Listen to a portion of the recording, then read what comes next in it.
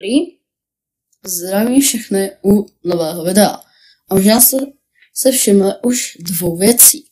No, asi nevšimli, protože mám intro, ale zadí pouze jedno. Jak víte, tady ho mám, dělal jsem první v Canvě, a pak jsem ho jakoby tady ještě doparádil. No, chápete asi. Ale každopádně, máme tady DaVinci Resolve. Máme tady DaVinci Resolve a my se prostě rovnou do toho. Takže si uděláme nový projekt, to můžeme udělat buď tak, že se otevřeme, ale já vždy se raději dávám new project. Máme se tady tut projekt. Jdeme tomu takhle. Já tady mám na tomu svoje lokaci, Hackers video se tady třeba nechám, je to přece úplně jedno. A dáme create. Dobrá, a hodíme se do nového projektu. Váš layout možná bude vypadat trochu jinak. Já nevím ani jak, ale myslím si, že tohle budete mít dole. Tak mi pokud to budete chtít dát ten media nahoru, tak si klikněte. Jaká trochu orientace. Takže tady máme časovou osu. Tam, kde probíhá to stříhání, a tady je video a tady je audio. Tady máme preview, sem tady nic nebude, nejde to ani pustit, protože tady nic není. A teďka se podívat do nastavení. Takže otevřeme se tady nastavení projektu první. A tady si doporučuji změnit velikost, kterou potřebujete. Pokud máte Blackmagic Cloud, tak gratuluji, můžete se ho udělat, ale jak ho stáhnout, když tak ho dám do popisku videa. Každopádně říkám vám, možná tady nebude žádná hudba, jo? Jen ať jako víte. Když tak myslím nějaké zvukové efekty, ale uvidím, no. Takže tady máte normálně dost věcí. Tohle si můžete use vertical resolution, to přepíše. Ale jedna věc. To se můžete změnit kdykoliv, ale s timeline frame rate už nehnete. Pak vám to ukážu. Prosím vás, je tohle jen to, jak se sehrává, ale tohleto, to vám ukážu. Já mám Campbell, vy jste safe, ale dám DaVinci, takže první. Klávesa s zkrátka musí probrat. DaVinci Resolve, Keyboard Customization. Já jsem si klávesa zkrátky importoval od jednoho youtubera, nechci to tady zmiňovat, abych to pak nemusel. Vegas, protože si myslím, že to je dost podobné Vegasu, ale na S-ku mám Razor, což on by tady mělo být správně něco jiného, ale tak OK, což rozděluje klip. A na Q je Start to Playhead a na V End to Playhead, jo. Takže tak se můžete trošku změnit, já i když ani nevím, jestli vám mám dávat. Když tak ty defaultní taky můžete, ale pokud byste fakt chtěli, tak vám je v popisku dám. Však vám nebudu se dát za peníze, ale už vám pak když tak dám, od koho jsem to stahoval. Teďka, pokud budeme chtít začít tvořit, tak já se tady zase na tom dám inpoint. Jak můžete tahat i za toto, ale vždy si žádáte I nebo O, tak se setnu takhle. A teďka, buď můžu a v podstatě vždycky můžete tahat takhle, ale že si I nebo O se dělá nejlépe. A teďka, buď můžu vzít pouze zvuk nebo pouze obraz, ale já chci si vzít obojí. Teďka se akorát chytnu, je jedno, jo, můžeme i takhle třeba, a přetáhnu to na timeline. A teďka se podíváme na to nastavení.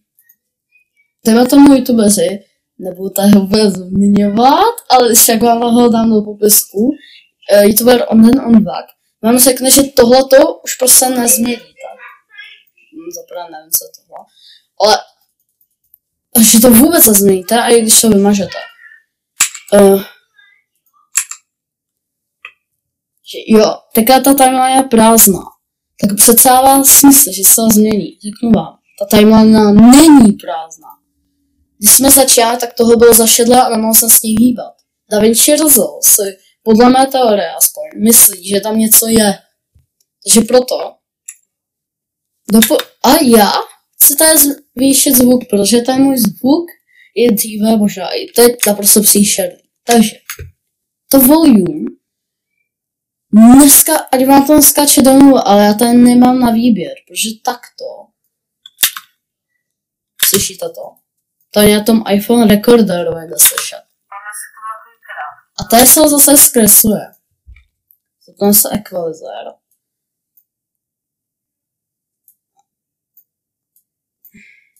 No.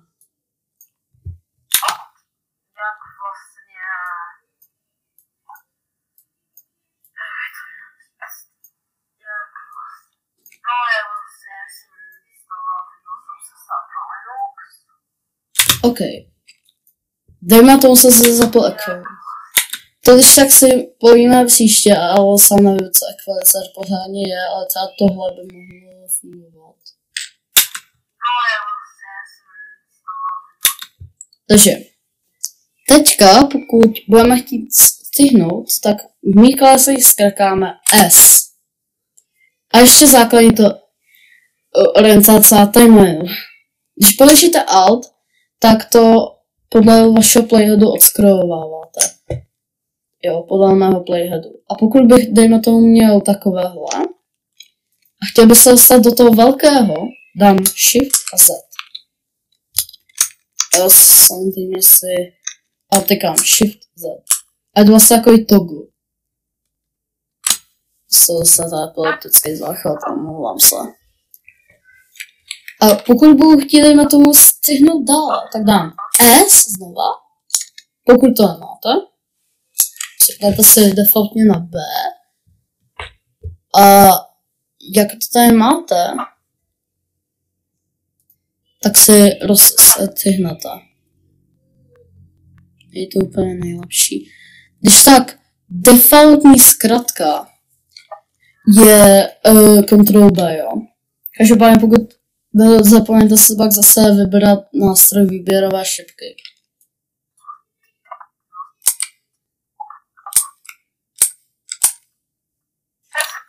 A který nám zbytečně těžce. Takže, jak to tady máme, tak tady akorát dáme třeba delete. A jak víte, tak tady mi zůstala takováhle čára. Můžu to chytnout a dát to takhle k sobě. Jinak šipkama, když se zastavím, můžete jakoby po snímkách. Jo, no taky plus a 1, 0. Jo, nebo taky, co doporučuji více, je 1, plus 1, 0, 0, 0. A dostanete se takhle. Na 10 sekund. Takže, každopádně. Jako funguje nám to. A když už máte větší projekt, tak fakt jako si nemyslím, že když se budete mít naházané nějaké fusionové kompozice, nějaké zvukové efekty a tak, takže se budete chtít jako to takhle. Proto existuje klávesová zkratka, když si to označím, backspace. A takhle se ripna. Ripple, delete. A já když to dal. Když to tady mám a najdu si nějakého místo, kde chci stihnout, tak já dám Q. A se mi to takhle stihne. Když tak, můžu tady dát normálně V. A čím v podstatě se mi to, jak bych to měl říct. No, viděli jste sami, ale já nevím, jak to vysvětlit. Jo. Poté, samozřejmě já teďka nevím, jak dlouho tohle video natáčím, takže se podívám. 11 minut. Takže protohle myslím, že asi na další věci, jako je dejme tomu vysvětlení, co je tady tohle, se podíváme v dalším videu. Ale pouze pokud tady bude aspoň 2 komentáře.